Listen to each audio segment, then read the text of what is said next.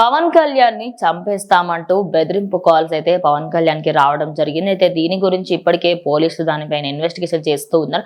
ఆయన పేరు, ఆయనకి సంబంధించిన నంబర్ ఏదైతే మనకి కాల్ వచ్చిందో ఆ నంబర్ ని వాళ్ళైతే ట్రాక్ చేయడం జరిగింది. ఆ నంబర్ ఆయన కాల్ చేసిన వెంటనే ఆ నంబర్ ని స్విచ్ ఆఫ్ చేశారని కూడా తెలుస్తోంది.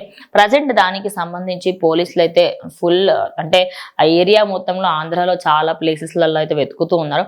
కానీ ఇందులో దారుణమైన విషయం ఏంటి అంటే ఇది ఆయనకి మొదటిసారి కాదు, ఇది రెండోసారో మూడోసారో ఆయనకి ఇలాంటి థ్రెటనింగ్ కాల్స్ రావడం.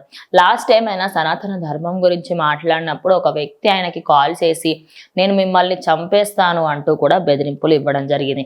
అయితే రీసెంట్ గానే కాకినాడ పోర్టు విషయంలో ఆయన ఒక షిప్ ని సీజ్ చేయడము, దాని వెనకాల పెద్ద తలకాయలు ఉన్నాయి అని చెప్పేసి చాలా మంది కూడా అనుకున్నారు.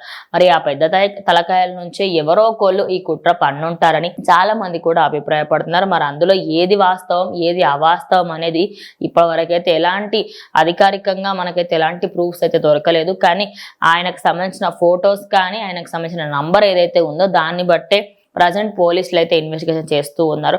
కానీ ఆయనని ఇప్పుడు ఇలా భద్రతకి సంబంధించి కూడా అటు జన సైనికులు మరియు జనసేనకి సంబంధించిన కార్యకర్తలు ప్రతి ఒక్కరూ కూడా ఆయనకి భద్రత ఇంకొంచెం పెంచితే బాగుంటుందని, ఆయనకి థ్రెట్ ఉందని తెలిసినప్పటికీ కూడా ఆయనకి సెక్యూరిటీ ఎందుకు ఇంత తక్కువగా ఇచ్చారు, ఇంకొంచెం ఇస్తే బాగుంటుంది, ఆయనకు ఖచ్చితంగా ప్రాణహాని ఉందని మాకు కూడా అనిపిస్తుంది అంటూ అటు జనసేనకి సంబంధించిన వాళ్ళందరూ కూడా కోరుకున్నారు. సో మరి చూడాలి మరి దీనికి సంబంధించి పోలీసులు ఇంకేమైనా భద్రత గవర్నమెంట్ కూడా ఆయనకు భద్రత ఇంకెక్కువ చేసే అవకాశాలు ఉన్నాయా, లేకపోతే ఏదో సిల్లీగా అని చెప్పేసి వదిలేసే అవకాశాలు కూడా ఉన్నాయి.